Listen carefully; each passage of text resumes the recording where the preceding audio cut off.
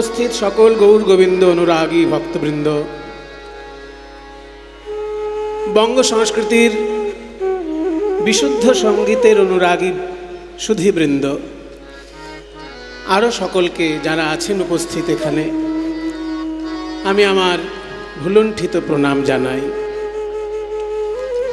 আজ আমাদের বড় আনন্দের বিষয়, রবীন্দ্রনাথ ঠাকুরের তপভূমি এই শান্তিনিকেতন। সেইখানে এত বছরের প্রাচীন একটি সাংস্কৃতিক উৎসব, ধর্মীয় উৎসবের সঙ্গে সাংস্কৃতিক উৎসব এখানে জুড়ে জনকল্যাণের জন্য, বিশ্ববাসীর কল্যাণের জন্য এত বড় একটা চিন্তা ভাবনা কবিগুরু করেছিলেন। বঙ্গ সংস্কৃতির নানা প্রকৃতির গান এই মঞ্চে অনুষ্ঠিত হয়, তার মধ্যে কীর্তন গানের একটা বিশেষ মর্যাদাপূর্ণ স্থান এই অনুষ্ঠানে রয়েছে। আজকে সেই কীর্তন গানের পরিবেশন করার দায়িত্ব পেয়ে আমি বড় আনন্দিত। যারা রবীন্দ্রনাথ ঠাকুরকে ভালোবাসেন, রবীন্দ্রনাথের গান নিয়ে যারা চর্চা করেন, তারা জানেন যে রবীন্দ্রনাথ ঠাকুর সারা পৃথিবীর সঙ্গীত সম্পর্কে অবহিত ছিলেন। তিনি অল্প বয়সে ইউরোপ ভ্রমণে গিয়েছিলেন এবং ইউরোপের সঙ্গীত অনুকরণ করে তার অনেক গান তিনি রচনা করেছেন এবং গীতিনাট্যের মধ্যে ইউরোপীয় সঙ্গীতের প্রভাব প্রতিফলিত হয়েছে। কিন্তু রবীন্দ্রনাথ নিজে মনে করতেন তার সাংগীতিক এবং নাট্য প্রকাশের সর্বশ্রেষ্ঠ রূপটি হচ্ছে নৃত্যনাট্য। সেই জন্য নৃত্যনাট্যগুলি তার জীবনের পরবর্তী অধ্যায়ের সৃষ্টি। আর সেই নৃত্যনাট্যের মধ্যে কিন্তু বারবার কীর্তন ঘুরে ফিরে এসেছে। কারণ রবীন্দ্রনাথ তার সঙ্গীত বিষয়ক যত আলোচনা করেছেন আর যত লেখালেখি করেছেন, তার মধ্যে বারবার তিনি বলেছেন যে কীর্তন গান ভারতবর্ষের শ্রেষ্ঠ সঙ্গীত। এবং ভারতবর্ষ বললে কিন্তু বাংলার বাইরেও বোঝায়। বাঙালির শ্রেষ্ঠ সঙ্গীত তো বটেই, কিন্তু ভারতের যে সঙ্গীতের একটা বিরাট বড় পরিমণ্ডল, তার মধ্যে শাস্ত্রীয় সঙ্গীতের সঙ্গে তুলনা করতে গিয়ে কীর্তন সম্পর্কে তিনি বলেছেন যে কীর্তন গানকে ফোক মিউজিক বলে উড়িয়ে দিলে চলবে না। কীর্তনের তাল দুরূহ এবং জটিল। আর কীর্তনের মধ্যে যেটা প্রধান আকর্ষণের বিষয় রবীন্দ্রনাথের কাছে, সেটা হচ্ছে কীর্তনের বহু শাখায়িত নাট্যরস। কীর্তন গানের মধ্যে যে নানা ভাবের নাট্যরস প্রকাশ পেয়েছে, সেটা অন্য কোনো সঙ্গীতে এইভাবে প্রকাশ পেয়েছে বলে আমার জানা নেই। এই কথা রবীন্দ্রনাথ ঘোষণা করছেন। একটা সাধারণ বাঙালি আর রবীন্দ্রনাথ তো এক জিনিস নয়। রবীন্দ্রনাথ সারা পৃথিবী ঘুরে সঙ্গীত সম্পর্কে চিন্তাভাবনা করা একজন মনীষী। কাজেই তার চিন্তার সঙ্গে সাধারণ মানুষের চিন্তার অনেক পার্থক্য থাকে। আমাদের কাছে কীর্তন গান অন্য 5টা গানের সঙ্গে একটা মনোরঞ্জনের উপকরণ হিসেবে স্থান করতে পারে, কিন্তু রবীন্দ্রনাথের কাছে কীর্তন গান বাঙালির সর্বশ্রেষ্ঠ সঙ্গীত। তার কারণ এই কীর্তন গানের মধ্যে একদিকে যেমন শাস্ত্রীয় সঙ্গীতের মতো দুরূহ, জটিল, বিলম্বিত তালের প্রয়োগ রয়েছে, তেমনি আবার রাগভিত্তিক সুরের জন্য ধ্রুপদের গাম্ভীর্যও কীর্তনের মধ্যে আছে। আবার অন্যদিকে নাট্যরস কীর্তনের মধ্যে রয়েছে। আবার চিন্তাভাবনার গণতান্ত্রিক একটা রূপ কীর্তন গানের মধ্যে রয়েছে। তাছাড়াও কীর্তন গানের মধ্যে গায়কের একটা স্বাধীনতা থাকে, যেটা অন্য গানের মধ্যে সেইভাবে থাকে না। আপনি যদি রবীন্দ্রনাথের গান করেন, রবীন্দ্রনাথের কোনো গানে আপনি নিজে একটা লাইন জুড়ে দিতে পারবেন না। কিংবা নজরুল ইসলামের কোনো গান যদি করেন বা আধুনিক গানও যদি করেন, আপনি একটা লাইন জুড়ে দিতে পারবেন কি? গীতিকার যে গান লিখেছেন আপনি সেই গান গাইতেই বাধ্য। তার বাইরে কোনো শব্দ জুড়ে দিলে আপনাকে অসম্মান করা যেতে পারে, কিন্তু কীর্তন গান এমন একটি গান যে কবি যা লিখেছেন তার সঙ্গে গায়ক নিজে একটি পংক্তি জুড়ে দিতে পারে, আর যে পংক্তি গায়ক জুড়ে দেয় সেই পংক্তিটাকে বলা হয় আখর। আখরের মধ্যে দিয়ে গায়ক নিজে মূল পদের সঙ্গে গানের অংশ মানে বাণীর অংশ জুড়ে দিতে পারে। এই এত বড় স্বাধীনতা ভারতবর্ষ কেন পৃথিবীর অন্য কোনো সঙ্গীতে নেই। এটাই রবীন্দ্রনাথ ঠাকুর আশ্চর্য হয়েছিলেন এবং আইনস্টাইনের কাছে সেই বিষয়ে তিনি কথা বলেছেন। আইনস্টাইন যখন জিজ্ঞাসা করেছিলেন যে আপনাদের ভারতবর্ষে কি এমন কোনো সঙ্গীত আছে যেখানে গায়ক তার নিজের কোনো বাণী গানের সঙ্গে জুড়ে দিতে পারে, তখন রবীন্দ্রনাথ কীর্তন গানের কথা বলেছিলেন। Yes, in Bengal we have a kind of song, kirtan we call it. It gives freedom to the singer to introduce parenthetical comments, phrases not in the original song.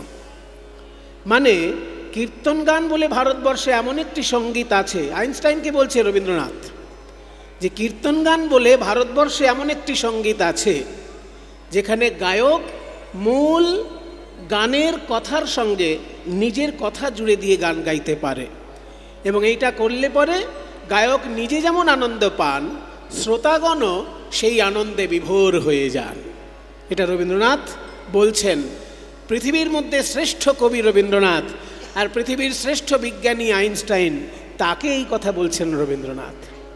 কাজেই আমাদের মতন সাধারণ মানুষ অত দূর পর্যন্ত চিন্তা করতে পারি না। আমাদের কাছে কীর্তন গান আর 5টা গানের সঙ্গে একটা মনোরঞ্জনের বিষয় মাত্র, কিন্তু কীর্তন গান রবীন্দ্রনাথের কাছে সর্বশ্রেষ্ঠ সঙ্গীত। তাই তার জীবনের শেষের দিকে যত শ্রেষ্ঠ কীর্তি প্রকাশ পেয়েছে নৃত্যনাট্যগুলো, তার মধ্যে বেশিরভাগগুলোতেই আপনারা দেখবেন কীর্তন গান বারবার ঘুরে এসেছে। তা সেই কীর্তন গানের পরিবেশন করার জন্য আমি দায়িত্ব পেয়ে আমি বড় আনন্দিত। আজকে যে লীলাটি পরিবেশিত হতে চলেছে বেশ আশ্চর্য একটি লীলা। এই লীলায় গৌরচন্দ্রিকায় মহাপ্রভু আজকে করছেন কি, লাঠি নিয়ে রাস্তা আগলে দাঁড়িয়েছেন। রাস্তার মাঝখানে একটা লম্বা লাঠি নিয়ে আড়াআড়ি করে রাস্তাটাকে আগলে দাঁড়িয়েছেন। কেন না, যারা রাস্তায় আসছেন তাদের সকলকে বলছেন যে আমাকে কর না দিলে আমি তোমাদেরকে যেতে দেব না, আমার হাতে আগে কর দাও, তারপর তোমাদেরকে এই রাস্তায় যেতে দেব।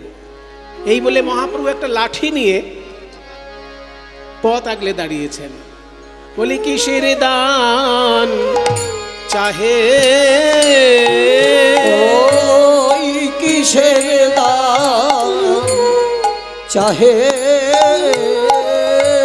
কিসের দান চাহে আমার গোরা, আমার গোরা দ্বিজ মনি।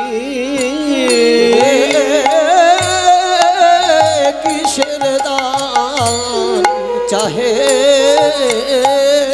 কিসের দান চাহে আমার গোরা, গোরা দ্বিজ মনি। একই কাণ্ড, রাস্তায় লাঠি সোটা দিয়ে রাস্তা আগলে পয়সা চায় কারা? কিছু মনে করবেন না, গুন্ডা প্রকৃতির লোক হলে রাস্তায় লাঠি দিয়ে রাস্তা আগলে পয়সা চাইলে মানায়, কিন্তু একজন মহাপণ্ডিত যদি রাস্তা আগলে পয়সা চায় সেটা মানায়? গৌরাঙ্গ মহাপ্রভু হচ্ছেন সেই যুগের সর্বশ্রেষ্ঠ অধ্যাপক। যখন গৌরাঙ্গ মহাপ্রভু পড়াতেন ছাত্রদেরকে, তার পড়ানোর কায়দা এত সুন্দর ছিল যে অন্যান্য শিক্ষকের কাছ থেকে ছাত্ররা ছুটে আসতো তার কাছে পড়ার জন্য। তাহলে সেই যুগের শ্রেষ্ঠ অধ্যাপক চৈতন্য মহাপ্রভু, আর তিনি আজকে লাঠি নিয়ে রাস্তা আগলে লোকের কাছে পয়সা চাইছেন, এটা কি তাকে মানাচ্ছে? নিমাই, তুমি যখন কঠিন কঠিন সংস্কৃত শ্লোককে জলের মতো বুঝিয়ে দাও আমাদের খুব ভালো লাগে, তুমি যখন মিষ্টি মিষ্টি সুরে কীর্তন গান করো আমাদের খুব ভালো লাগে, কিন্তু লাঠি সোটা নিয়ে পথ আগলাচ্ছ, এ কীরকম স্বভাব তোমার, এটা তো তোমায় মানাচ্ছে না। কেন তুমি লাঠি নিয়ে আজকে আমাদের কাছে পয়সা চাইছো, কর চাইছো? কিসের জন্য কর চাইছো? আমাকে আগে কর দাও, তারপর তোমরা এই পথে যাও। কেন তোমায় কর দেব কেন? কর যদি দিতে হয় আমরা চাঁদ কাজীকে দেব। তখনকার দিনে নবদ্বীপে চাঁদ কাজী সাহেব কর আদায় করতেন, তাকে আমরা কর দেব, তোমাকে দেব কেন কর? গৌর সুন্দর বুঝিয়ে বলছেন, শোনো, আমি তোমাদের কাছে কর চাইছি কেন জানো? তোমরা পয়সা খরচা করে জায়গা কেনো, তার জন্য সরকারকে কর দাও। তোমরা পরিশ্রম করে অর্থ উপার্জন করে বাড়ি বানাও, তার জন্য সরকারকে কর দাও। কিন্তু ভগবান যে তোমাকে এত সুন্দর একটা দেহরূপী বাড়ি বানিয়ে দিয়েছেন, কই তার জন্য কি ভগবানকে কোনোদিন কর দিয়েছ? এই দেহটা তো একটা সুন্দর বাড়ি। একটা বাড়িতে যেমন 2খানা 4খানা ঘর থাকে, তেমনি এই দেহরূপী বাড়ির মধ্যে 8খানা ঘর আছে। একটা বাড়িতে যেমন দামি দরজা থাকে, শাল কাঠের ফ্রেম আর সেগুন কাঠের পাল্লা যদি হয়, তাহলে কত দামি দরজা। তা দামি দামি দরজা যেমন থাকে বাড়িতে, তেমনি আমাদের এই দেহরূপী বাড়িটার মধ্যে 9টি দরজা আছে। 2টি চোখ, 2টি কান, নাকের 2 ছিদ্র, মুখ এবং পায়ু উপস্থ। তাহলে 9টি দরজা শোভিত তোমার এই এত সুন্দর বাড়ি ভগবান বানিয়ে দিয়েছে। আবার কি বুকের মাঝখানে একটা পাম্প মেশিনও ফিট করা আছে। পাম্প মেশিনে যেমন জল উপরে যায়, 2 তলা 3 তলায় জল পৌঁছে যায়, ঠিক তেমনি তোমার বুকের মাঝখানে হৃৎপিণ্ড বলে একটা যন্ত্র আছে, যে রক্ত সারা শরীরে পৌঁছে দিচ্ছে। তাহলে এত কিছু ভগবান তৈরি করেছে, তোমাকে এত সুন্দর বাড়ি বানিয়ে দিয়েছে, তুমি তার জন্য কি দিলে? বলে, হ্যাঁ তাই তো, কর তো দেওয়া হয়নি, সেই জন্যই আমি হাত পেতেছি, আমাকে কর দাও। আচ্ছা নিমাই, এত সুন্দর বাড়ি ভগবান, দেহরূপী বাড়ি ভগবান বানিয়ে দিয়েছে, তার জন্য কর দিতে হবে বলছো। কত টাকা কর দিলে তুমি শান্তি পাবে? কত টাকা কর দিলে তোমার ভালো লাগবে? গৌর সুন্দর বলছে, টাকা দিয়ে কর মেটাবে? শোনো, টাকা দিয়ে ভগবানের ঋণ মেটানো যাবে না। কেন না, তুমি তো শুধু এই জন্মে ফাঁকি দিয়েছো তা নয়, গত জন্মে ফাঁকি দিয়েছো, তার আগের জন্মে ফাঁকি দিয়েছো। মানে 84 লক্ষবার জন্ম আর মৃত্যু হয় জীবাত্মার, তাহলে 84 লক্ষবার তুমি ফাঁকি দিয়েছো। তাহলে এত ফাঁকি একবারে তোমার জমা পড়ে গেছে, ওটা কি অল্প টাকায় হবে? মনে করুন একটা বাড়ি ট্যাক্স লোকে দিচ্ছে না, ফাঁকি দিচ্ছে। ফাঁকি দিতে দিতে দিতে ঠাকুর দাদা ফাঁকি দিয়েছে, বাবা ফাঁকি দিয়েছে, ছেলে ফাঁকি দিয়েছে, এবার নাতিকে সরকার ধরেছে যে তোমার 4 পুরুষ 3 পুরুষ ফাঁকি দিয়েছে, এইবার তোমার ঘাড়ে এসে পড়েছে, ট্যাক্স মিটাও। বলে কত ট্যাক্স? 5 লাখ টাকা ট্যাক্স। দেখা যাচ্ছে বাড়িটার এমন অবস্থা, বিক্রি করলে 3 লাখ টাকা পাওয়া যাবে, অথচ ফাঁকি দিতে দিতে ট্যাক্স হয়ে গেছে 5 লাখ টাকা। তাহলে সেই ছেলেটি কি করবে? ট্যাক্সটা মিটাবে না বাড়িটা বিক্রি করে দেবে? বাড়ি বিক্রি করলে 3 লাখ, আর ট্যাক্স দিতে গেলে 5 লাখ টাকা দিতে হবে। সরকার বলছে হয় ট্যাক্স দাও, নাইলে বাড়িটা ছেড়ে দাও, আমরা বাড়ি নিয়ে নেব যদি ট্যাক্স না মিটাও। তাহলে সেই লোকটা কি 5 লাখ টাকা ট্যাক্স দেবে, না 3 লাখ টাকার বাড়িটা সরকারকে ছেড়ে দেবে? বুদ্ধিমান লোক হলে বাড়িটাই ছেড়ে দেবে, 5 লাখ টাকা কেন দিতে যাবে 3 লাখ টাকার বাড়ির জন্য? ঠিক তেমনি হে মানব, তুমি জন্মে জন্মে ভগবানকে ফাঁকি দিয়েছ, তাই এত তোমার ফাঁকি হয়ে গেছে যে এই দেহটার কর তুমি টাকা দিয়ে মেটাতে পারবে না, এই দেহটাই ভগবানকে দিয়ে দিতে হবে। তাই দান দেহ, দান দেহ বলি গোরা ডাকে গো। ওই দান দেহ, দান দেহ বলি গোরা ডাকে। নদিয়ার রমণী গণ পড়িল বিপাকে আহারে। ওই নদিয়ার রমণী গণ পড়িল বিপাকে। বলে দেহদান দেহ দান, দেহ দান, দেহ দান, বলে গৌর ভগবান দেহ দান, দেহ দান। বলে গৌরী ভগবান দেহ দান, দেহ দান। আমাকে দেহ দান, দুটো মানে হচ্ছে দেখুন, একদিকে দেহ দান মানে দেহ মানে দাও, আর দান মানে কর, তাহলে দেহ দান মানে কর দাও। আবার অন্যদিকে মানে হচ্ছে দেহ দান, এই দেহটাকেই কর হিসেবে দান করো। কারণ ফাঁকি দিয়েছ, এত ফাঁকি দিয়েছ যে টাকা দিয়ে কুলাতে পারবে না, তাই দেহটাকেই দিয়ে দিতে হবে। নবদ্বীপবাসী বলছে, ও গনিমাই, আমাদের এই দেহটা যদি তোমায় দান করি তাহলে তুমি কি করবে সেটা কি আমরা জানতে পারি? নিশ্চয়ই জানতে পারবে। তোমাদের দেহটা নিয়ে আমি কি করব তোমরা জানবে না? মনে করুন যে লোকটার বাড়ি কেড়ে নেওয়া হলো ট্যাক্স দিতে পারেনি বলে। সরকার যদি কারোর বাড়ি কেড়ে নেয় সেই লোকটা ট্যাক্স দিতে পারেনি বলে, তো সেই বাড়িটা ভবিষ্যতে সরকার কি করবে? হয় একটা স্কুল বানিয়ে দেবে, নয় একটা হাসপাতাল বানিয়ে দেবে। কোনো জনকল্যাণমূলক কাজে তো লাগাবে বাড়িটা, কারোর বাড়ি যদি সরকার কেড়ে নেয়। ঠিক তেমনি মহাপ্রভু বলছেন, তোমাদের দেহ যদি তোমরা আমাকে দিয়ে দাও আমি কি করব জানো? তুণ্ডে তাণ্ডবি নিরতিং বিতনুতে তুণ্ডাবলি লব্ধয়ে कर्णक्रोडे कडम्बिनी घटयते कर्णार्बुदेभ्य स्पृहां चेत प्रांगण संगिनी विजायते सर्वेन्द्रियाणां कृतिं नो जाने जनिता कियद्भिरमृतैः कृष्णेति वर्णद्वयी। ओगो कलिजीव তোমরা তো জানো না কৃষ্ণ নাম দুটি অক্ষরে এত মধু আছে।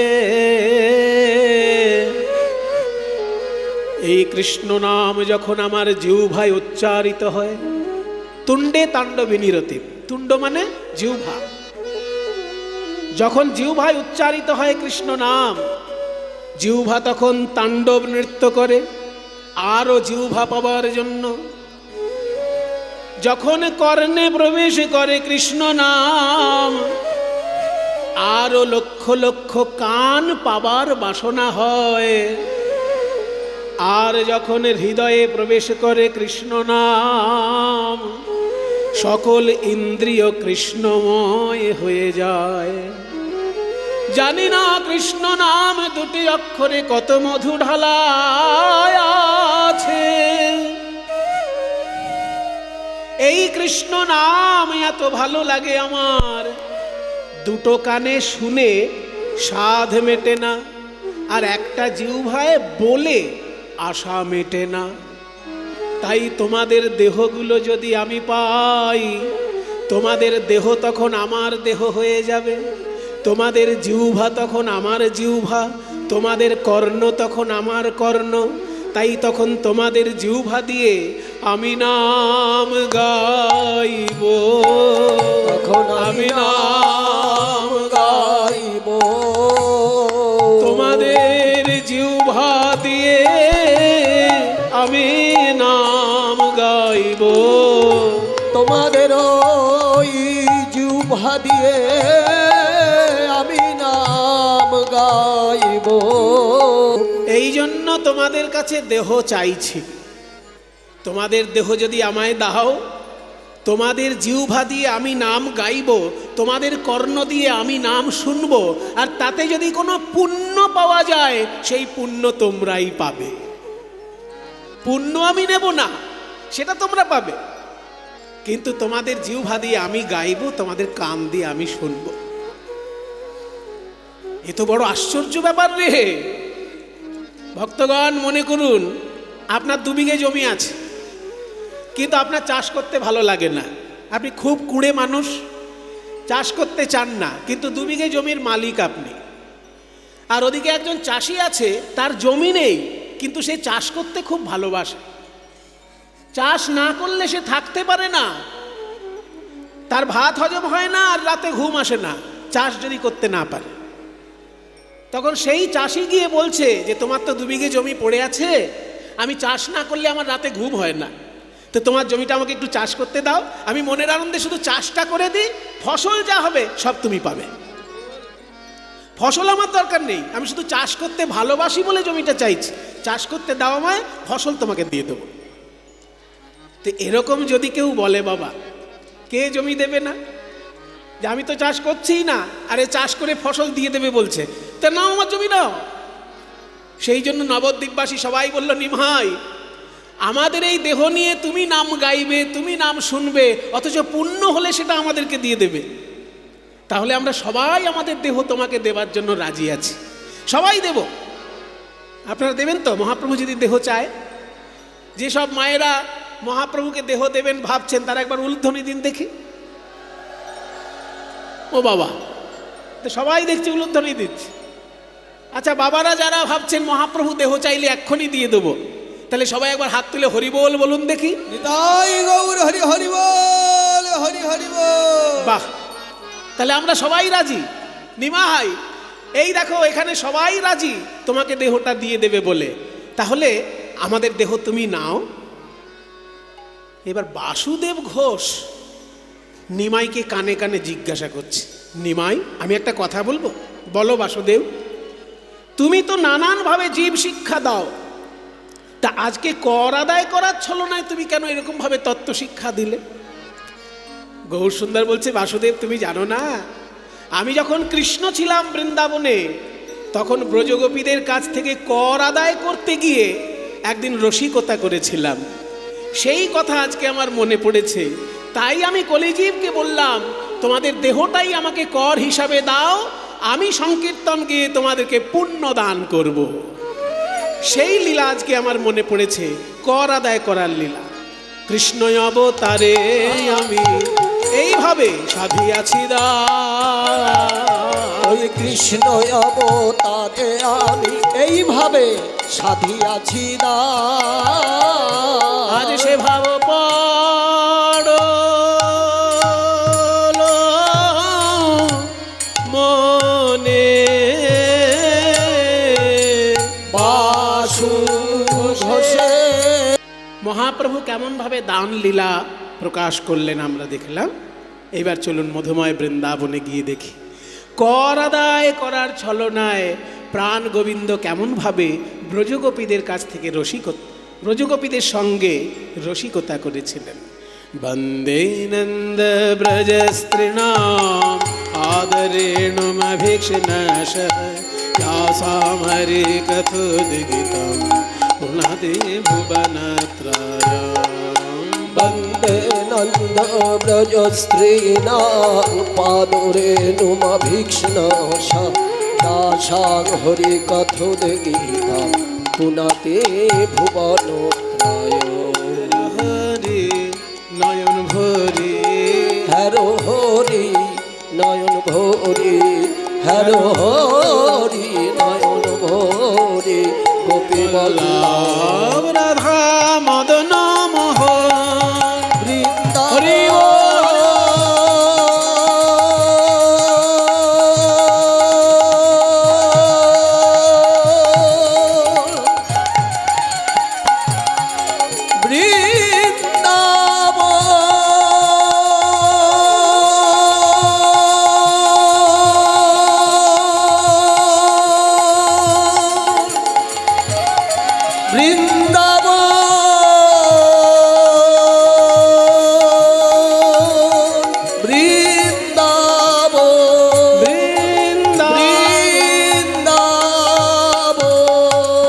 মধুময় শ্রীধাম বৃন্দাবন। প্রাণ গোবিন্দ সখাদের সঙ্গে খেলা করছিলেন। খেলা করতে করতে হঠাৎ তার মনে হলো আজকে গোপীদের সঙ্গে একটু রসিকতা করব।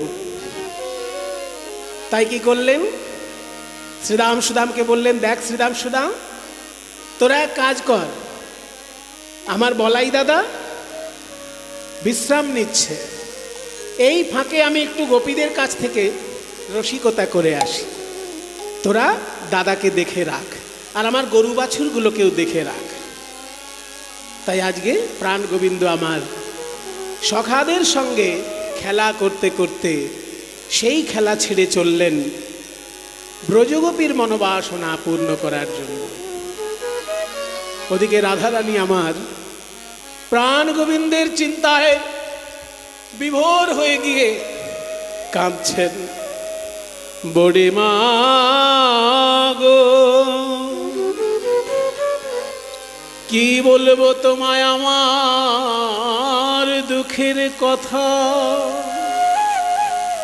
বড়িমা এসেছেন আজকে রাধারানীর মনোবাসনা পূর্ণ করার জন্য। সকাল থেকে রাধারানী কাঁদছেন, কৃষ্ণবদন দেখা হয়নি বলে। একবার মাত্র দেখা হয়েছে, সে না দেখারই মতো। যখন গোবিন্দ গরু বাছুর নিয়ে গোষ্ঠে যাচ্ছিলেন, রাধারানী ছাদে উঠেছিলেন কাপড় মেলতে। সেই কাপড় মেলতে গিয়ে শুধু এক পলক, তাই প্রাণে বড় ব্যথা, আবার কি দেখতে পাবো না সেই চাঁদ মুখ। তাই বড়িমাকে উদ্দেশ্য বলছেন, বড়িমা গো,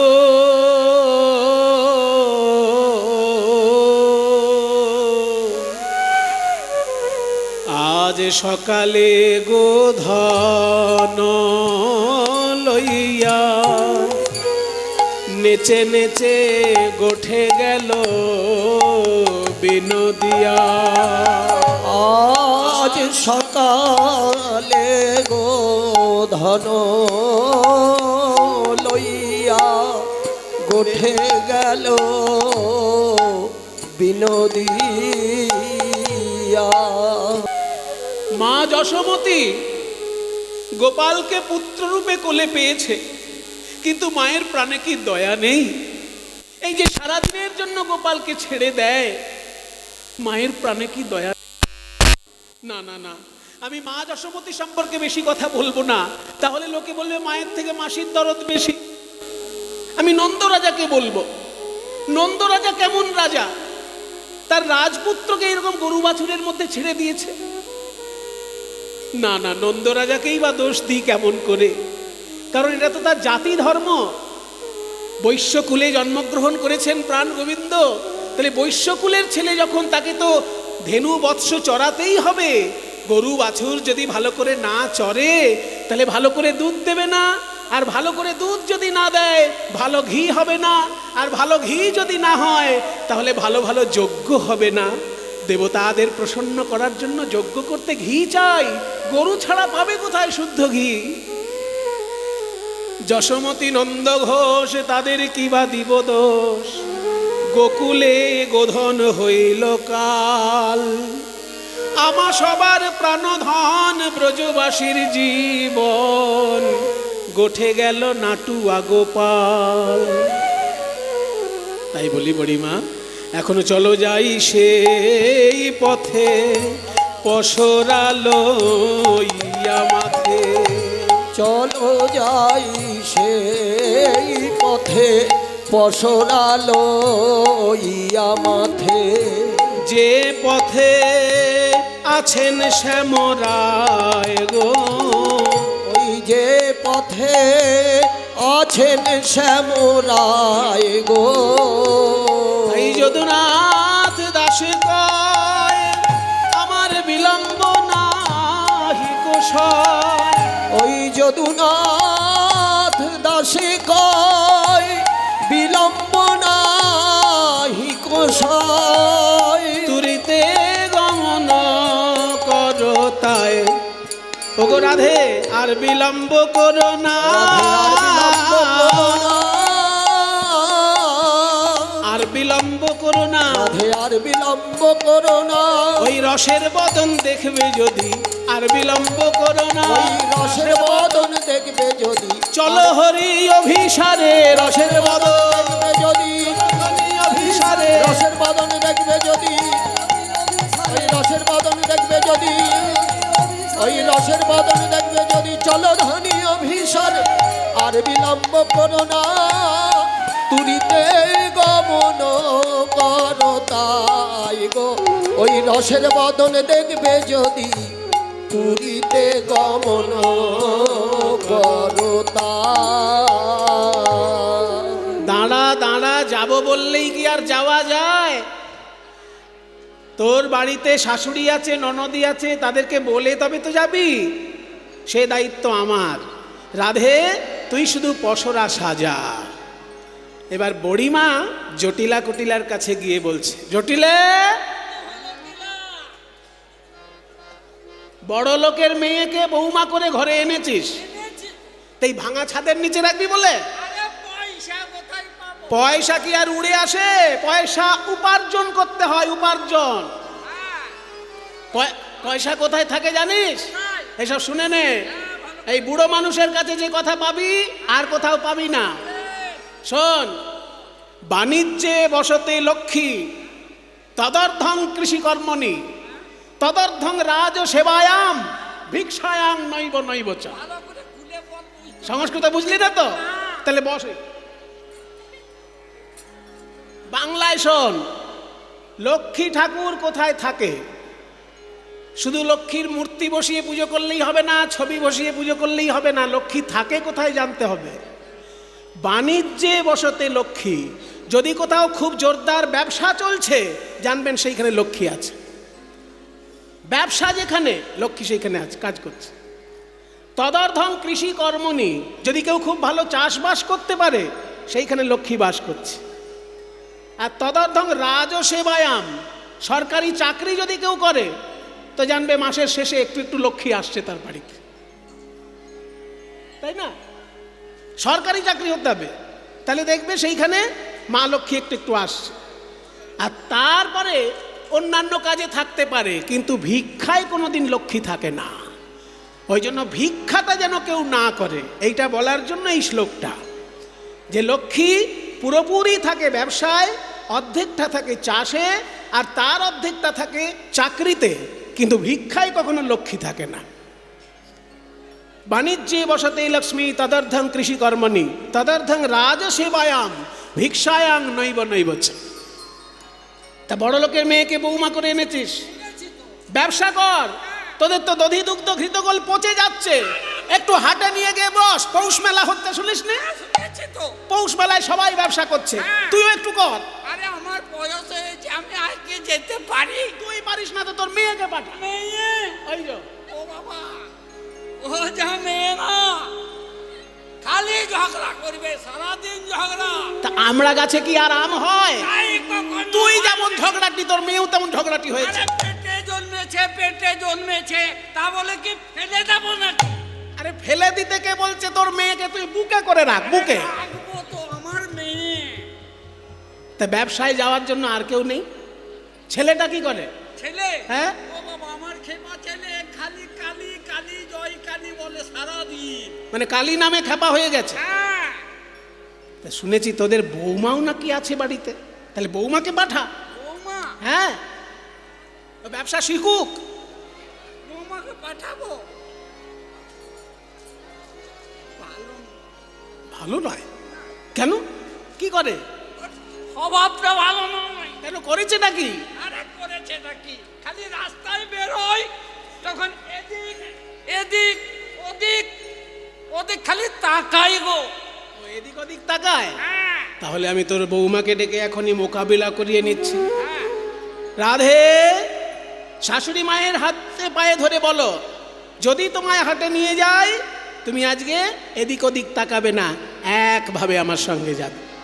বলেছ? রাধারানীকে সঙ্গে নিয়ে চললেন। ললিতা বিশাখা সাথে চলিয়া যাইতে পথে, ললিতা বিশাখা সাথে চলিয়া যাইতে পথে, আমার কত সাধে বাড়াইছে পাগো, কত সাধে বাড়াইছে পাগো, উথলিল ভাবসার এলাইল কেশভা, উথলিল ভাবসার এলাইল কেশভা, ধরনে না যায় রাধার গাগো, ধরনে না যায় রাধার গাগো। এ মা, আমাদের রাধারানীর মাথা থেকে কখনো ঘোমটা খুলে পড়ে না। আর দেখ আজকে কেমন ঘোমটা খুলে গিয়ে ওড়না কেমন মাটিতে লুটাচ্ছে। রাধারানী হলো রাজকন্যা, মর্যাদা সম্পর্কে তার পরিপূর্ণ জ্ঞান, তাকে কোনোদিন মর্যাদা শিখিয়ে দিতে হয় না। কিন্তু এ কি, তার ওড়না মাটিতে লুটাচ্ছে, তবু কোনো হুঁশ নেই। রাধার মন কোথায় গেল? ওগো তোরা দেখ না রাধা, রাধার ওড়ো হে মা ওড়নি পড়েছে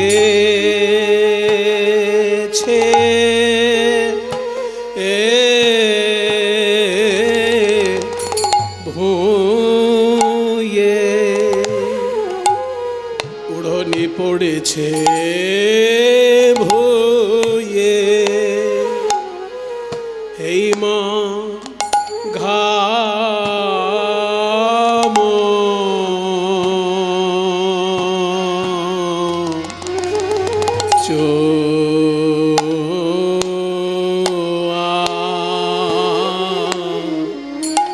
চোয়াইছে, ঘাম চোয়াইছে মো ও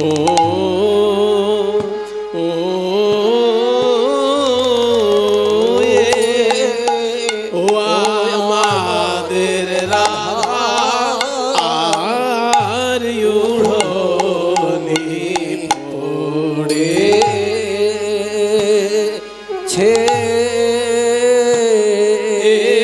কি অনুরাগ রে,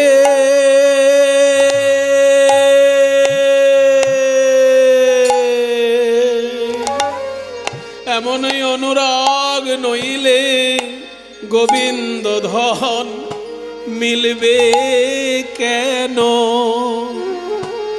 অনুরাগের বালাই যায়, অনুরাগে উড়নি ধুলায় লুটায়। আমাদের রাধার পথ বিপথ জ্ঞান নাই, পথ বিপথ জ্ঞান নাই, জলে অনলে জ্ঞান নাই। আমাদের রাধার বুঝি বাহ্য স্মৃতি নাই। আমাদের রাধার মন মিন ডুবেছে কৃষ্ণ প্রেম সর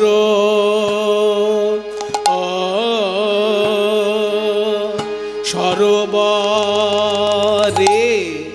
ও আমাদের রাধার আর ওড়নি পড়ে, আমাদের রাধার মন মিন ডুবেছে কৃষ্ণ প্রেম সরোবরে। এমন অনুরাগ তো যার তার ভাগ্যে হয় না, বাবা, কিন্তু যার হয় তার এমনি হয় কৃষ্ণ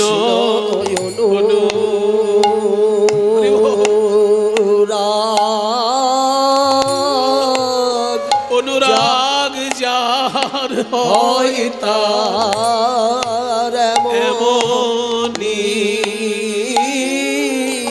হয়। এমন সব হারানো অনুরাগ,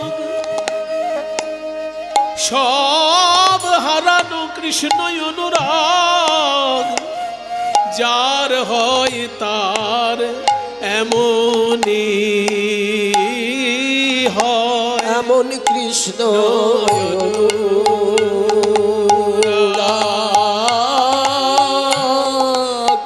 যার হয় তার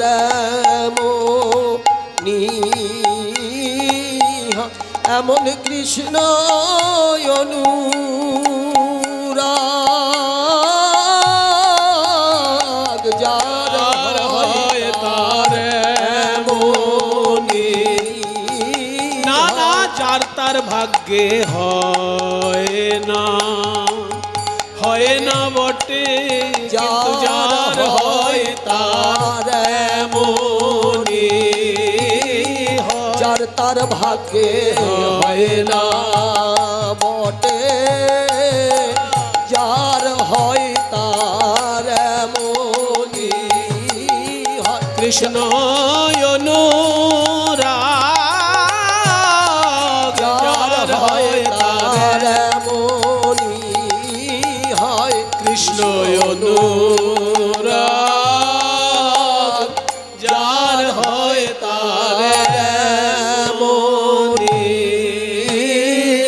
হয়। আমাদের রাধার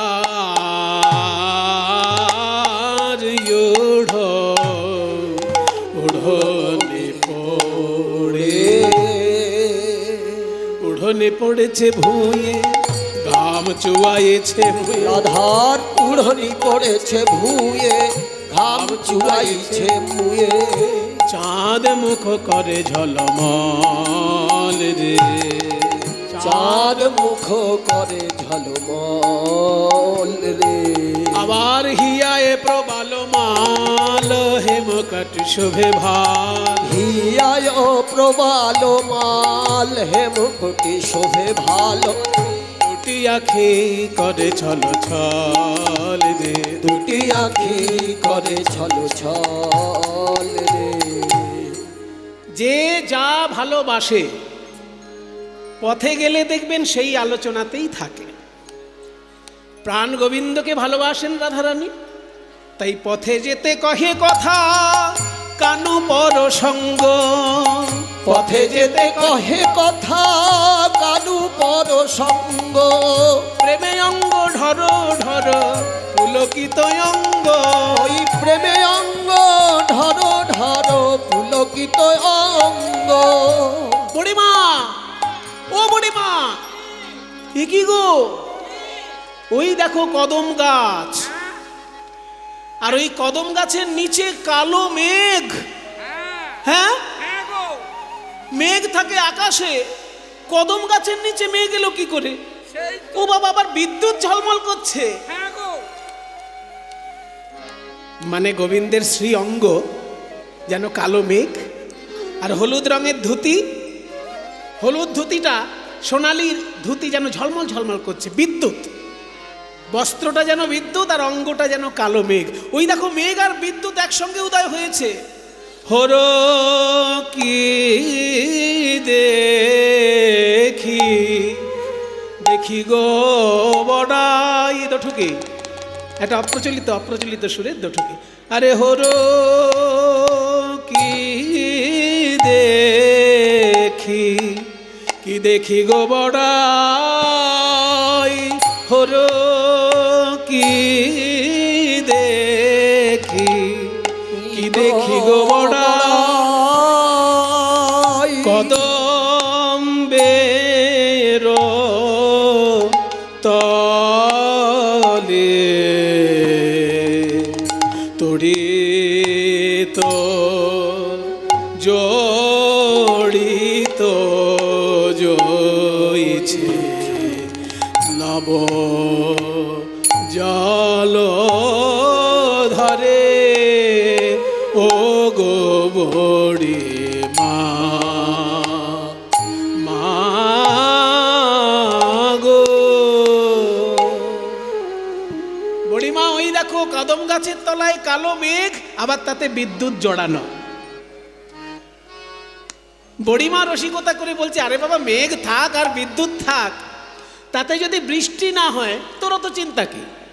তুই তো ভয় পাচ্ছিস দধি দুগ্ধ যাতে ভিজে না যায়, ভেসে না যায়। তো বৃষ্টি কই? মেঘ আছে, বিদ্যুৎ আছে, বৃষ্টি নেই, চিন্তা নেই। বড়িমা বলছে বৃষ্টি নাই, কিন্তু রাধারানী বলছে ওগো বড়াই, তোমার বয়স হয়েছে তাই বোধহয় ভালো করে দেখতে পাও না। তোমার যদি অনুরাগের নয়ন থাকে, তবে আমার কাছে আমার নয়নে নয়ন দিয়ে দেখো। মেঘ রয়েছে কদম তলায়, কিন্তু তার বর্ষণ কোথায় জানো? ওই মেঘের বর্ষণে আমার নয়ন পথে মাগো বর্ষ না আমার নয়ন পথে যদিও মেঘের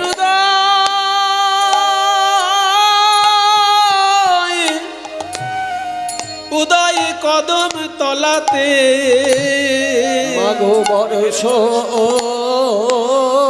না আমার নয়ন পথে।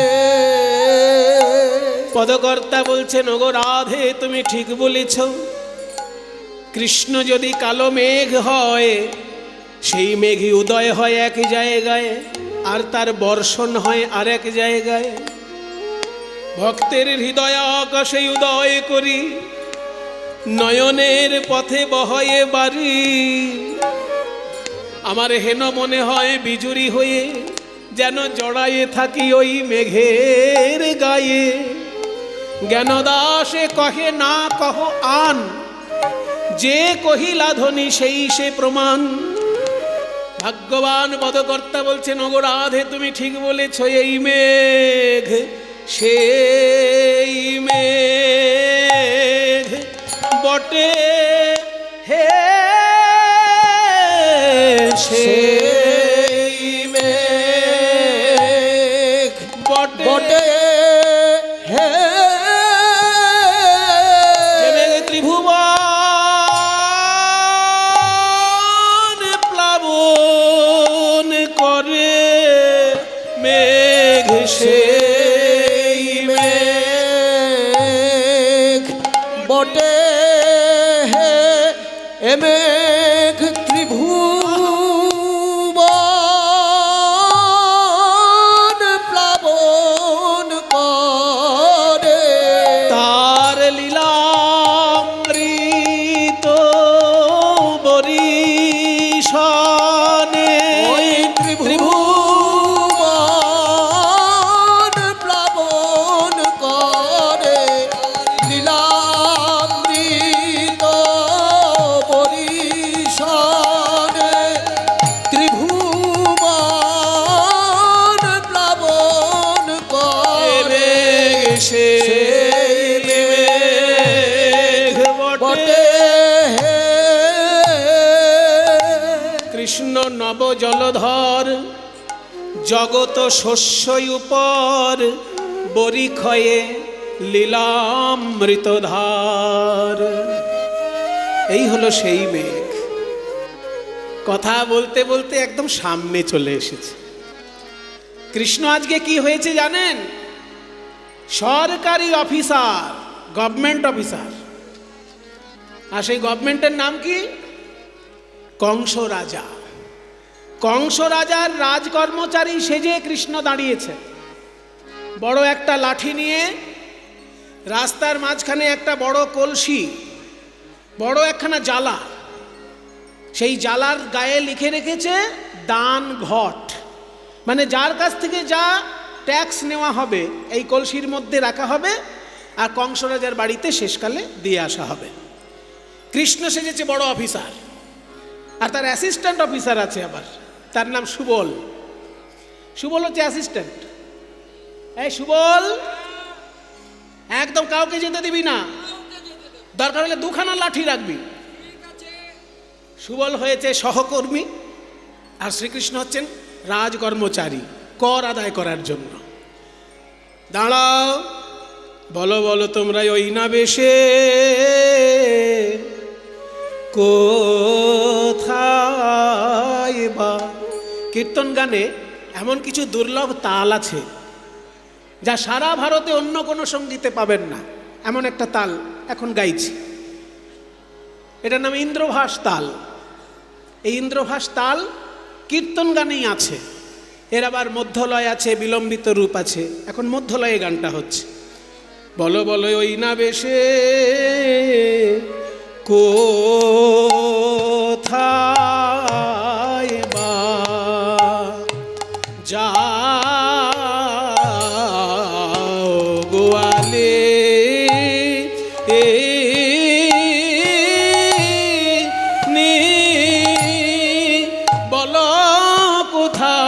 তোমার ঘর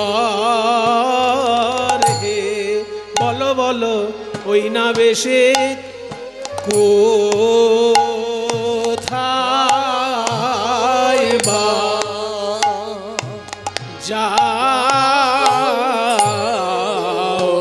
গোয়ালে হে,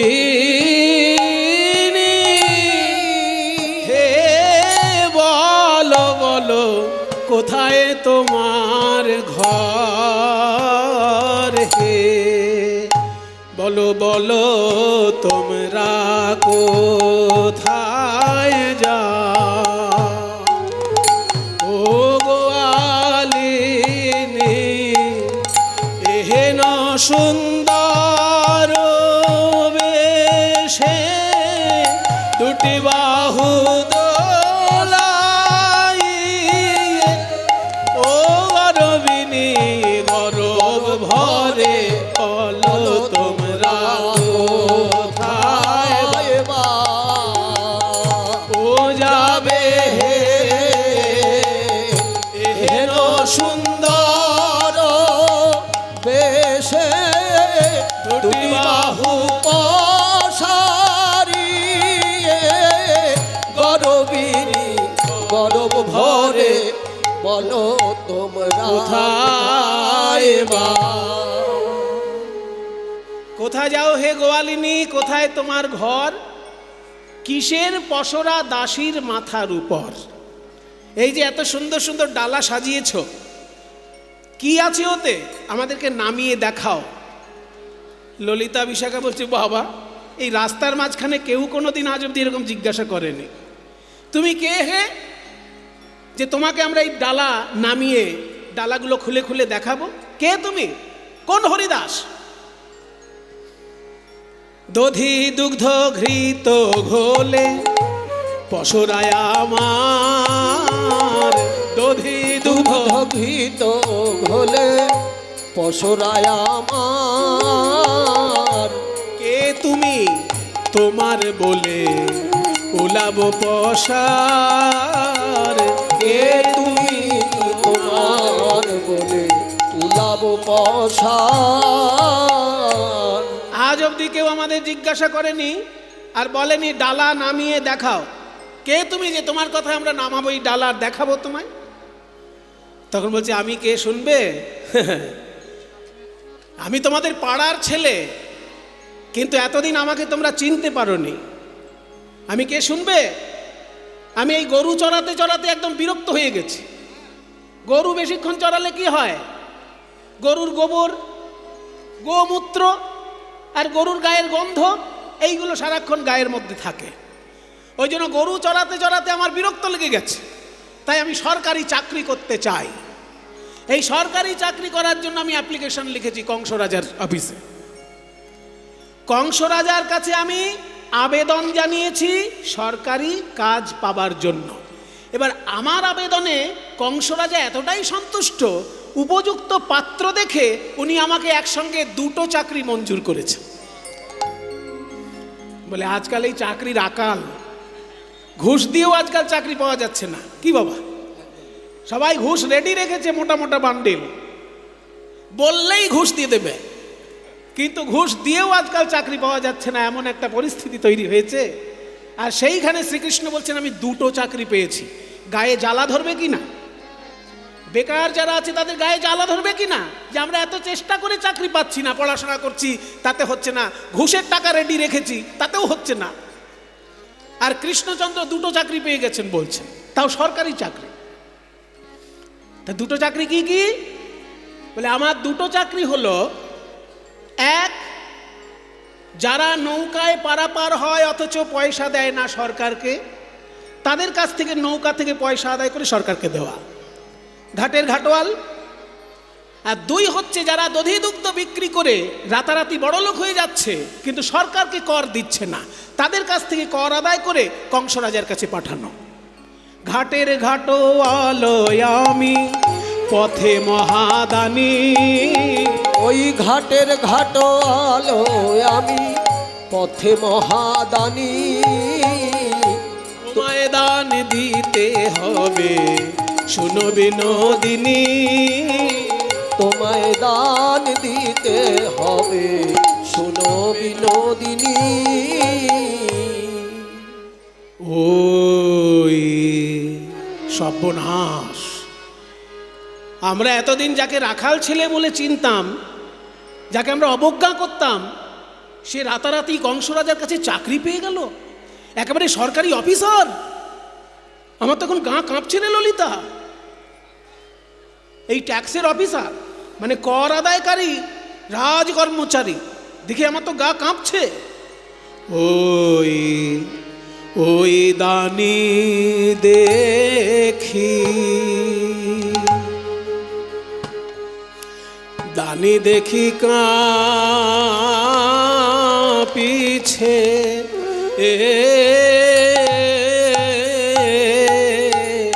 কাঁপিছে শরীর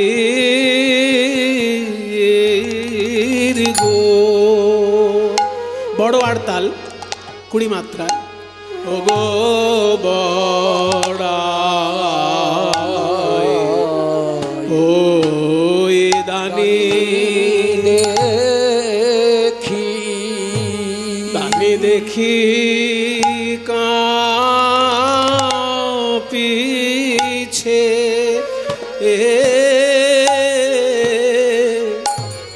কাঁপিছে শরীর গো। ও গো বড়াই, ওই দানে আমি কেন ঘরে বাহির বাহির হলাম, কাজ তো ভালো করি নাই গো আমি। কীর্তন গানের অলংকার। আজকাল কীর্তন জগতের খুবই দুর্ভাগ্য যে এইসব আসল কীর্তনগুলো আমরা সরিয়ে রেখে যা তা কথা কীর্তনের আসরে শুনছি, আর যা তা গানও আমরা কীর্তন আসরে শুনছি। এটা আমাদের বড় দুর্ভাগ্যের বিষয়। রবীন্দ্রনাথ যে কীর্তন শুনে কীর্তনকে শ্রেষ্ঠ সঙ্গীত বলেছিলেন, আজকে যদি উনি আসরে একবার শুনে বেড়াতেন হয়তো ঘেন্না করতেন। কারণ যে কীর্তন রবীন্দ্রনাথ শুনে কীর্তনকে শ্রেষ্ঠ বলেছেন, সেই কীর্তন যদি পরিবেশন করতে হয় তাকে 5টা বিষয় জানতে হবে। প্রথম কথা, 108টা তালে কীর্তন হয়, সেই 108টা তাল কি কি সেটা জানতে হবে। দ্বিতীয় কথা, 6 রাগ 36 রাগিণীকে অনুসরণ করে কীর্তন হয়, সেই 6 রাগ 36 রাগিণী কি কি তাকে জানতে হবে। তৃতীয় কথা, বৈষ্ণব রসশাস্ত্র অনুসরণ করে কীর্তন গান হয়, বৈষ্ণব রসশাস্ত্র কি সেটা জানতে হবে। রূপ গোস্বামীর উজ্জ্বল নীলমণি, ভক্তিরসামৃত সিন্ধু, এগুলো হচ্ছে বৈষ্ণব রসশাস্ত্র। তৃতীয় কথা, বৈষ্ণব দর্শন অনুসরণ করে কীর্তন গান হয়, বৈষ্ণব দর্শনটা কি তাকে জানতে হবে। এটা জানতে গেলে জীব গোস্বামীর ষট সন্দর্ভ এবং শ্রীমদ্ ভাগবতের টিকা টিপ্পণী তাকে জানতে হবে। তারপরে বৈষ্ণব পদাবলী সাহিত্যের তো বিরাট ভাণ্ডার, প্রায় 12,000 বৈষ্ণব পদাবলী আছে। সবগুলো এখন পাওয়া যায় না প্রিন্টেড আকারে, কিন্তু প্রায় 1000 খানেক বৈষ্ণব পদাবলী কীর্তনের আসরে গাওয়া হয়ে থাকে। সেগুলো সম্পর্কে জানতে হবে, তবে তো কীর্তনটা পরিবেশন করলে এবং অভিনয় দিয়ে নৃত্য দিয়ে সেটাকে পরিস্ফুট করে তুলতে হবে, তবে পূর্ণাঙ্গ কীর্তন, যেটা রবীন্দ্রনাথ ঠাকুর শুনে সর্বশ্রেষ্ঠ সঙ্গীত বলেছিলেন। কীর্তনের পদ, কীর্তনের দর্শন, কীর্তনের সাহিত্য, কীর্তনের তাল, কীর্তনের সুর এবং ভাব রস, এতগুলো জিনিস যদি উপলব্ধিতে থাকে তবে সে কীর্তন পরিবেশন করলে সঠিক কীর্তন হবে। আর তা না হলে শুধুমাত্র মানুষের মনোরঞ্জনের জন্য চাটনি মার্কা কথাবার্তা বলে শুধু জনরঞ্জন করে বেড়ালেই কীর্তন গান কিন্তু হবে না। সেটা একটা হাস্যকর সঙ্গীতের রূপ হতে পারে, কিন্তু কীর্তন গান হতে পারে না।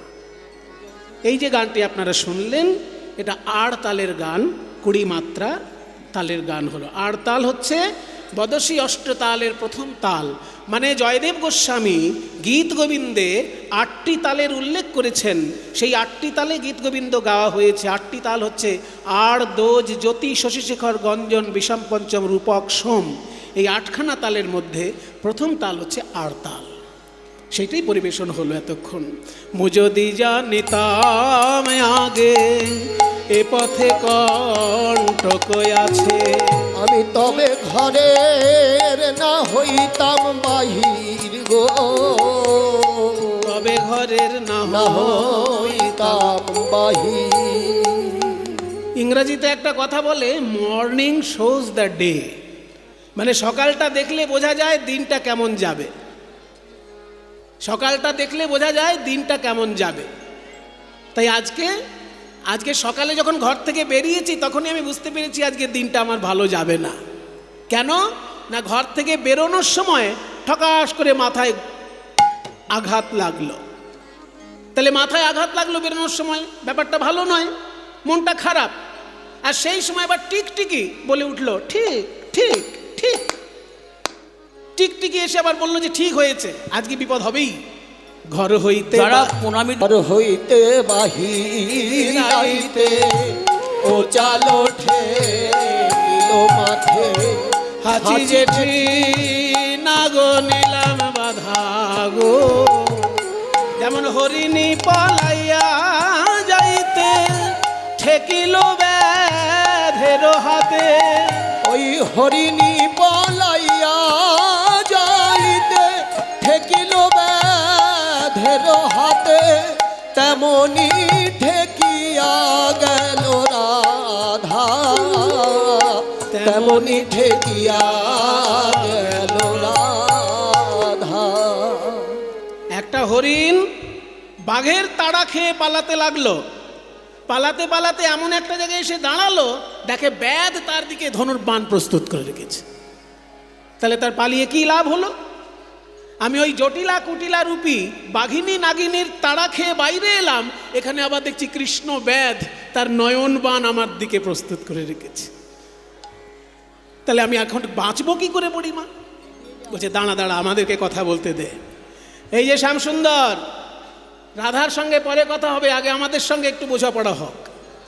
তুমি বলেছো চাকরি পেয়েছো, হ্যাঁ গো, 24 ঘন্টা যে গরু নিয়ে চিন্তা করে সে কখনো চাকরি পায়? কিছু মনে করবেন না বাবা। গরু যদি চড়ানো হয় খুব ভালো কথা। গরু হচ্ছে ভারতবর্ষের ক্ষেত্রে, পৃথিবীর ক্ষেত্রেই গরু খুব উপকারী, কিন্তু ভারতবর্ষে বিশেষ করে গরুর সম্মান আছে। যে সম্মান ভারতে গরুর আছে, পৃথিবীতে অন্য কোনো দেশে সেই সম্মান নেই। তার কারণ আছে। তার কারণ ভারতবর্ষে 5000 বছর ধরে যজ্ঞ হচ্ছে, আর সেই যজ্ঞের ঘিটা গরু থেকেই আসে। মোষের ঘিতে যজ্ঞ হবে না, ছাগলের দুধে যদি ঘি হয় সেই ঘিতে যজ্ঞ হবে না, যজ্ঞটা হবে গরুর দুধ থেকেই।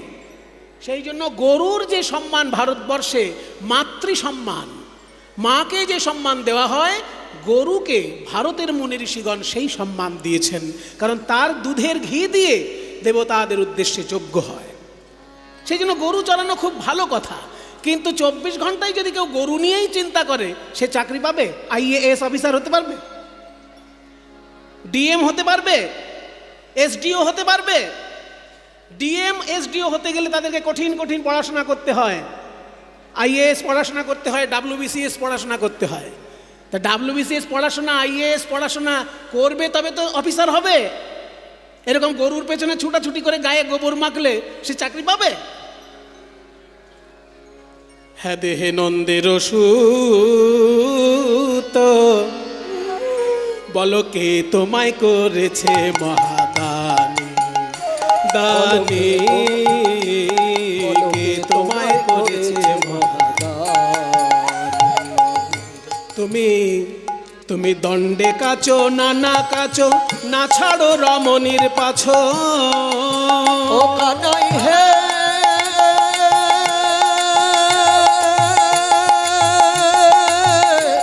দাঁড়াও, কাছ মানে কি? বৈষ্ণব পদাবলীর ভাষা সম্পর্কে সচেতন না হলে উল্টো পাল্টা ভাববেন। কিন্তু আমি বলছি দণ্ডে কাচো নানা কাচো, এটা শুনে যদি কেউ জানলার কাঁচ ভাবেন, সর্বনাশ। কাঁচ মানে এখানে জানলা দরজার কাঁচ নয়, কাঁচ মানে এখানে বেশভূষা। দণ্ডে কাচো নানা কাচো মানে এক দণ্ডের মধ্যে, অর্থাৎ 24 মিনিটের মধ্যে তুমি নানা রকম পোশাক পাল্টাচ্ছ। সকালে একরকম পোশাক, দুপুরে একরকম পোশাক, সন্ধ্যাবেলা একরকম পোশাক। মেয়েদের মন ভোলানোর জন্য যারা দিনরাত পোশাক পাল্টে বেড়ায় তারা আর যাই হোক চাকরি পায় না। তুমি দণ্ডে কাচো নানা কাচো, না ছাড়ো রমণীর পাছো। দণ্ডে কাচো নানা কাচো, না ছাড়ো রমণীর পাছো। আবার বুঝাইলেও না বুঝো হিতবাণী, হে কানাই বুঝাইলেও না বুঝো হিতবাণী, হে কানকে তোমায় করেছে মহাদান। হে দেহে দ্বন্দ্বের সুর, কে তোমায় করেছে মহাদান। গরুর রাখাল সারাক্ষণ গরুর পেছনে হর হট, এই বাঁয়ে যা ধবলি শ্যামলি, শুধু গরুর নাম মুখস্থ আছে। বলো তো ভারতবর্ষের রাজাদের নাম কি? ভারতবর্ষে 50 জন রাজার নাম পরপর বলতে পারবে? রাজাদের নাম মনে নেই, গরুর নামগুলো মুখস্থ আছে। রাখালো বর্বর জাতি, ধেনু রাখো দিবারাতি। রাখালো বড় জাতি, ধেনু রাখো দিবারাতি। যারা ইতিহাস পড়ে তাদের রাজাদের নাম মুখস্থ থাকে, থাকে না বাবা? বাবার হইল আবার জ্বর সারিল ঔষধে, এটা তো সবার মুখস্থ। বাবার মানে বাবর, হইল মানে হুমায়ুন, আবার মানে আকবর, জ্বর মানে জাহাঙ্গীর, সারিল মানে শাহজাহান, ঔষধে মানে ঔরঙ্গজেব। তাহলে রাজার নাম পরপর মুখস্থ রাখতে হয়, যারা পড়াশোনা করে তাদের থাকে। আর তোমার শুধু নাম মুখস্থ আছে ধবলি শ্যামলি পিয়ালি মঙ্গলি। রাখালো বর্বর জাতি, ধেনু রাখো দিবারাতি। রাখালো বড় জাতি, ধেনু রাখো দিবারাতি। মহিষ গোধন বৎস লইয়া, মহিষ ধন বৎস লইয়া। কুলবতী সনে হাসো। এই সিরিয়াসনেস বলে কিচ্ছু নেই। যারা বড় চাকরির পড়াশোনা করে তাদের ভেতরে একটা সিরিয়াসনেস গ্রো করে। আর তুমি তো মেয়ে মানুষ দেখলেই তো মেয়েদের দেখলেই যারা হি হি হু হু করে বেড়ায় তারা কোনোদিন চাকরি পায় না। কুলবতী সনে হাসো, ইথে নাহি রাজবাস। কুলবতী সনে হাসো, ইথে নাহি লাজবাস। এখনই কংসের দিব কইয়া, হে কানাই এখনই কংসের দিব কইয়া, হে কানাইকে তোমায় করেছে মহাদান। হে দেহে নন্দের সুর, কে তোমায় করেছে মহাদান। সাবধান সাবধান, জাত নিয়ে একদম কথা বলবে না। আমি গরু চড়াই বলে আমি কি মানুষ না? গরু চড়াই বলে তুমি আমাকে রাখাল একবারে বর্বর জাতি বলে দিলে? শোনো রাধারানী, আমি যদি বর্বর জাতি হই তাহলে তোমার বাবা বৃষভানু রাজা কি করেছে? বৃষভানু নামটা পড়ে দেখো ভালো করে, ভানুর আগে কি আছে? হ্যাঁ, রাধারানীর বাবার নামটা কি? বৃষভানু রাজা। তাহলে ভানুর আগে কি আছে? তাহলে গরু বাছুর নিয়ে তো তোমাদেরও একেবারে জাত ধর্ম কুল ধর্ম গরু বাছুর নিয়ে, আর আমাকে বলছো রাখাল জাতি। কি কহিলে সুধামুখী, কি কহিলে, আস্তে আস্তে, আমি মাঠে ধেনু রাখি, কি কহিলে সুধামুখী। আমি মাঠে ধেনু রাখি। এই যে পুরুষে সকলই শোভা পায়, ও গো রাধে পুরুষে সকলই শোভা পায়। ও গো রাধে রাজার নন্দিনী হয়ে দধির পশরালয়ে। রাজার নন্দিনী হয়ে দধির পশ পসরা লয়ে হাটে মাঠে কেঁধে বেড়ায় ও গো রাধে হাটে মাঠে। বাবার নাম বলছে রাজা বৃষভানু, আর ওদিকে এমন বাড়িতে বিয়ে দিয়েছে যে তারা মাথায় দধি দুগ্ধ দিয়ে হাটে পাঠিয়ে দিয়েছে। হাটে যারা বিক্রি করে দধি দুগ্ধ, সে কখনো বলে আমি রাজকন্যা? আমরা স্বপনেও তো শুনি নাই রাজার মেয়ে দধি বেচে, স্বপনেও তো শুনি নাই। রাজার মেয়ে দধি বেচে, দহিলে দহিলে বলে, খেয়াল করুন কথাটা, দহিলে দহিলে বলে না হিন্দি ভাষী যারা, এ বাবু দহিলে, বাবু দহিলে। তা তুমি তো মুখে বলছো দহিলে, আর ওই কথা বলে জানো আমায় দহিলে দহিলে দহিলে দহিলে আমার মন প্রাণ জ্বলে যায় দহিলে।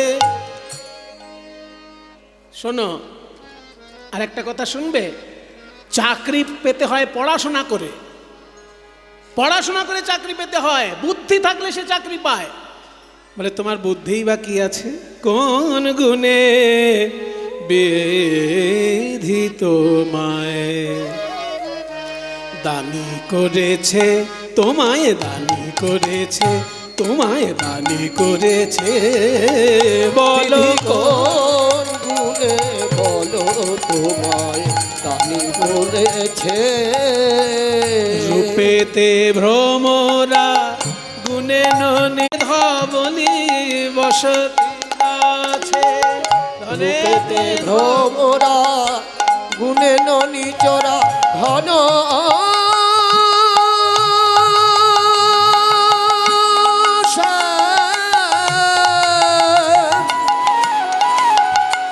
অহে শ্যাম বাকাশ, তুমি রূপেতে ভ্রমরা গুণে ননি চোরা ধনেতে ধাবলি বসতি গাছে। দাঁড়াও দাঁড়াও দাঁড়াও, কে থাকতে ইচ্ছে করে তাদের মুখের দিকে? আর তোমার যে রূপ, রূপেতে ভ্রমরা, কালো ভ্রমরের মতো তোমার রং গায়ে।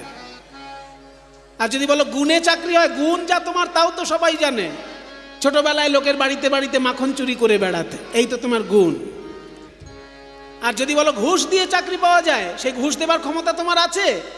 সম্পত্তি বলতে তো কয়েকটা রোগা রোগা গরু, ধনেতে ধবলি, আর বাড়িঘর ভালো নেই বলেই তো গাছে বসে বাঁশি বাজাও, বসতি গাছে।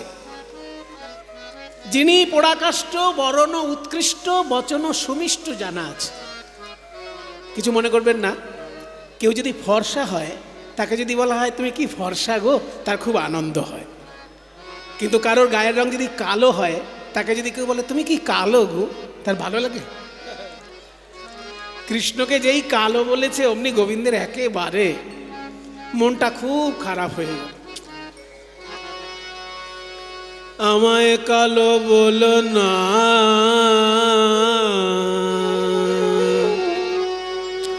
বলো না না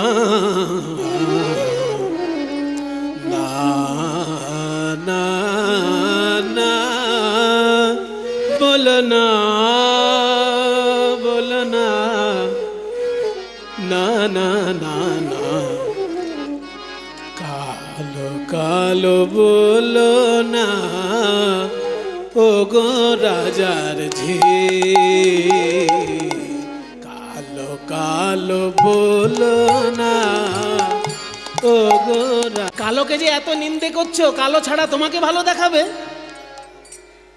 কালো তোমার মাথার কেশ, নয়নের তারা, কালো তোমার মাথার কেশ নয়নের তারা। আর নীল শাড়ি পরলে তোমায় ভালো দেখায়, তা নীলটা তো কালোরই কাছাকাছি। নীল শাড়ি পরে যাও, নীল শাড়ি পরি যাও, নীল শাড়ি পরি যাও। দিয়া বাহু নাড়া, বাহু নাড়া নাড়া, ভালো বলো না ও গো রাজা। কালো বলো না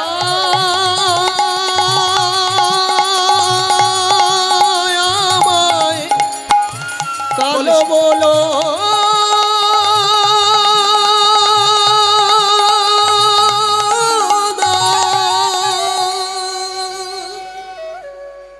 কৃষ্ণের সঙ্গে ঝগড়া করতে ভালো লাগে, কিন্তু কৃষ্ণের যদি মন খারাপ হয়ে যায় তখন আবার রাধারানীর খারাপ লাগে। তাই বলছে এই এই ওরকম ভাবে বলিস না, ওরকম বলিস না। ও কত টাকা চাইছে বল, আমি তো রাজার মেয়ে, আমার কোনো অভাব নেই, যা বলছে দিয়ে দেব। হ্যাঁ, আমাদের রাজনন্দিনী বলেছেন যত টাকা তোমার লাগবে দিয়ে দেবে, বলো কত চাই তোমার। আচ্ছা কর দেবে তাহলে? হ্যাঁ দেব। দধি দুগ্ধ ঘৃত ঘোল এগুলোর জন্য কোনো কর লাগবে না, কারণ ওগুলো আমি খেয়ে নেব। সরকারি অফিসার হয়ে যদি ঘুষ না খায় তাহলে মানায় নাকি? ওই জন্য ওগুলো আমি খেয়ে নেব, ওগুলোর জন্য কোনো ট্যাক্স দিতে হবে না। কি বললেন? ওই দধি দুগ্ধ ঘৃত ঘোল চাই না, ওগুলো আমি খেয়ে নেব। বলে খেয়ে যদি নাও তাহলে আবার ট্যাক্স কিসের? বলে এগুলো আমি খাবো আর কর নেব যেগুলো গয়না পড়েছে ওইগুলোর জন্য, ওই গয়নাগুলোর জন্য কর নেব। বলে কত টাকা কর লাগবে গয়নার জন্য? এক এক করে বলছি। এই কাগজ নাও, কলম নাও। ও সুন্দরী শুনি আনা সুনহিত বাণী, তুমি জানো না গোবিন্দ পথে দানি, জানো না গোবিন্দ পথে দানি। তুমি জানো না গোবিন্দ পথে দানি, জানো না গোবিন্দ পথে দানি। আহা শিথির সিন্দুর তোমার নয়নের কাজল, শিথির সিন্দুর আর নয়নের কাজল। 2 লক্ষ দান তার মাগে গিরিধর, 2 লক্ষ দান তার মাগে গিরিধর। শিথির সিঁদুর আর চোখের কাজল, এজন্য 2 লাখ টাকা লাগবে। 2 লাখ? হ্যাঁ, চোখের কাজল আর সিঁদুরের জন্য 2 লাখ? শোনো, আমরা জীবনে দিইনি আর এখনো দেব না, তবে কারা দেবে তাদের খবর বলে দিতে পারি। তারাই দেবে 2 লক্ষ, তারাই দেবে 2 লক্ষ। যাদের 2 দিকে লক্ষ্য। আমরা তো 1 লক্ষ নিয়ে এসেছি। যাদের 2 দিকে লক্ষ্য তারা দেবে। 2টো দিক কি কি? যাদের 2 দিকে লক্ষ্য, যারা কৃষ্ণও চায় বিষয়ও চায়, যাদের 2 দিকে লক্ষ্য, কৃষ্ণ চায় বিষয় চায়, তারাই দেবে 2 লক্ষ। তাহলে ঠিক আছে, কানের দুল, কানের দুল হিরে দিয়ে তৈরি কানের দুল, কর্ণের কুণ্ডল গলে গজমতি হার, গজমতি হার। 4 লক্ষ দান তার করিলাম নির্ধার, করিলাম নির্ধার। কানের দুল আর গলার গজমতি হার, এর জন্য 4 লক্ষ টাকা কর। হ্যাঁ, 4 লাখ আমরা দিইনি, তবে কারা দেবে জানো? তারাই দেবে 4 লক্ষ, তারাই দেবে 4 লক্ষ। যাদের 4 দিকে লক্ষ্য, যাদের 4 দিকে লক্ষ্য, ধর্ম অর্থ কাম মোক্ষ। যাদের 4 দিকে লক্ষ্য, ধর্ম অর্থ কাম মোক্ষ, তারাই দেবে 4 লক্ষ। বৈষ্ণব দর্শন অনুসারে ধর্ম অর্থ কাম মোক্ষ এই 4টের ঊর্ধ্বে হচ্ছে প্রেমের স্থান। সেই জন্য প্রেমকে বলা হয় পঞ্চম পুরুষার্থ কৃষ্ণ প্রেম। সাধারণ মানুষ মাথার ঘাম পায়ে ফেলে 4টে জিনিসের জন্য, হয় ধর্ম, নয় অর্থ, নয় কাম, নয় মোক্ষ। কিন্তু বৈষ্ণব সাধনা যে করবে এই 4টের ঊর্ধ্বে উঠে তাকে বিশুদ্ধ প্রেম পাওয়ার জন্য সাধনা করতে হয়। সেটা হচ্ছে পঞ্চম পুরুষার্থ প্রেম। সেই জন্য আমরা তো দেবো না, যারা ওই চারটে নিয়ে পড়ে আছে তারা দেবে। ঠিক আছে, তাহলে এই যে দেখো হাতের কঙ্কন আর কোমরের কিঙ্কিনি, এর জন্য টাকা দিতে হবে। করের কঙ্কন আর কোটির কিঙ্কিনি, 6 লক্ষ দান মাঝে দানি শিরোমণি। হাতের কঙ্কন আর কোমরের কিঙ্কিনির জন্য 6 লক্ষ টাকা।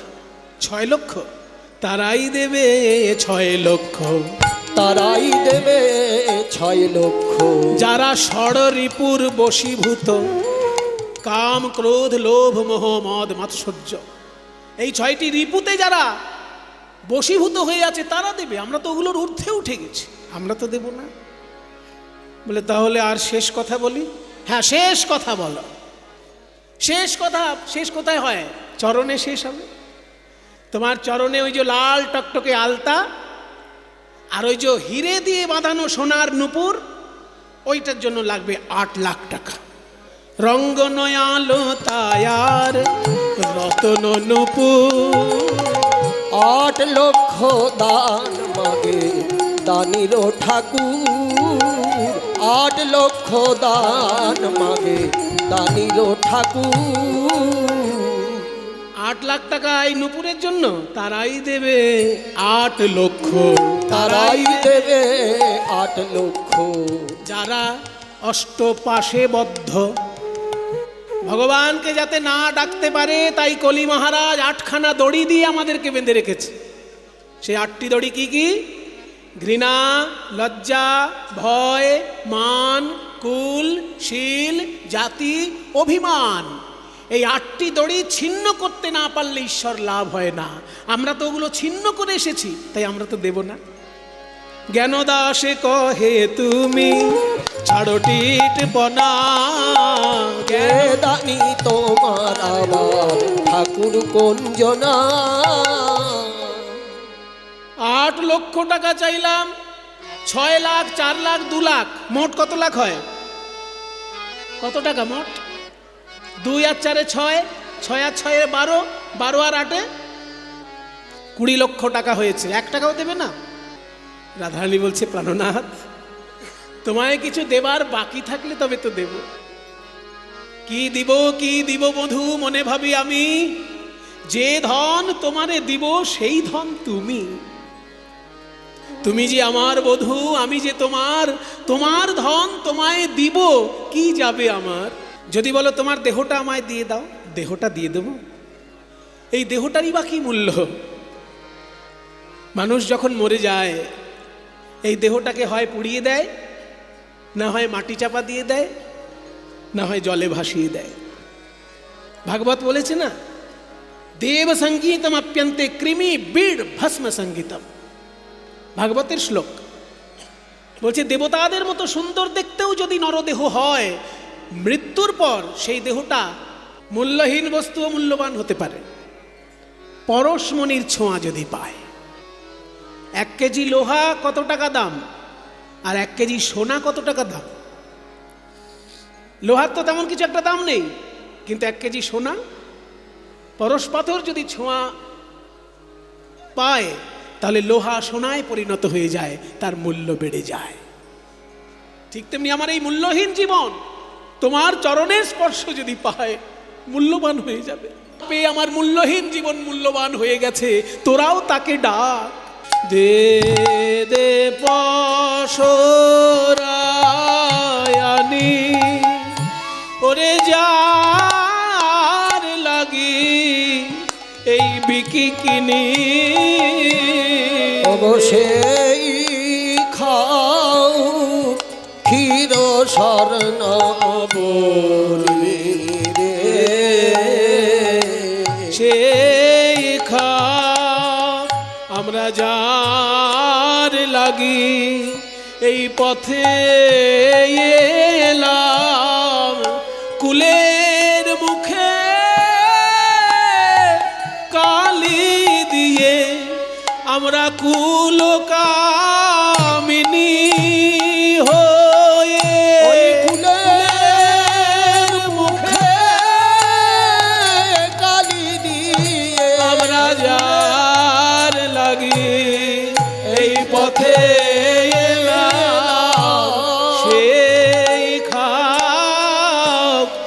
ক্ষীর স্বর্ণাবনী রে ক্ষীর স্বর্ণাবনী আহা এত বলি মহাসুখে দুহু হ্যারে দুহু মুখে এত বলি মহাসুখে দুহু হ্যারে দুহু মুখে সুখের সায়র মাঝে ভাসে সুখের পশুমান মাঝে ভাসে দুহুর পশুমাধুরী হেরিয়া নয়ন ভরি দুহুর পশুমাধুরী হেরিয়া নয়ন ভরি গুণ গায়ে বৃন্দাবন দাসে গুণ গায়ে বৃন্দাবন গুণ গায়ে বৃন্দাবন বলে এক মুখে কি গুণ গাইব এক মুখে কি গুণ কেন গাইব কোটি বদন দিলে না বিধি এক মুখে কি গুণ গাইব কেন কোটি বদন দিলে না বিধি এক মুখে কি গুণ গাইব কেন কোটি বদন